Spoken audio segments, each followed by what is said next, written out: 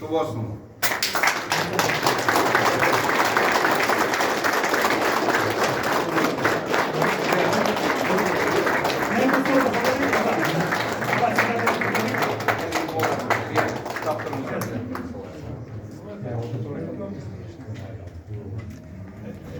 Жана, бізді түсірші әлеулі.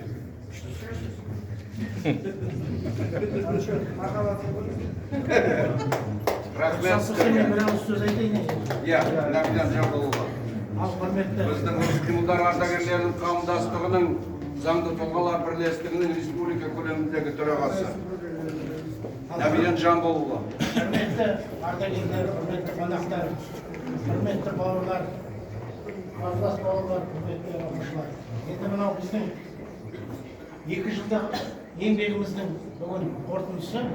Біз осы мені бұрышты ашу үшін 2 жыл жатпай тұрмай еңбек еттік.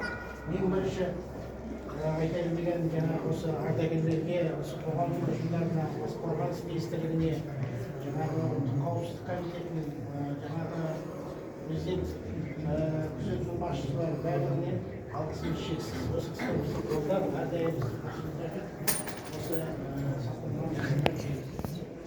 қатысқандарыңызға рахмет. Енді жаңа айтатын қайта сенің шетіне біз осы бұрышты ашып, біз осындай өткен ғасырдың орта аяғында осындай ұрыс-қимылдар уақиғасы болған жаңағы екі елді қанды уақиға доктырген уақиғалардың бәрін сіздерге документальный, яғни құжатты түрде жеткізіп, соның қайғы қасіреттеріне сіздер бірге ортақтасып, көріп, біз бұл жерде біреуді мақтайық, біреуді дақтайық деп отырмыз. Біз болған уақиғаны құжатты түрде сіздерге жеткізіп, келешек болашақ халқы, жастарға тәрбие беріп, алдағы уақытта бұндай іс-әрекеттер, бұндай жаңағы соғыс болмасын деген ниетпен істеп отыр. Біздерді сыйлап келгендеріңізге сіздерге көптен көп рахмет.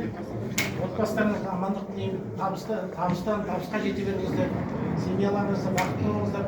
Ал жастар амандықта болсын, соғыс болмасын. Көп рахмет.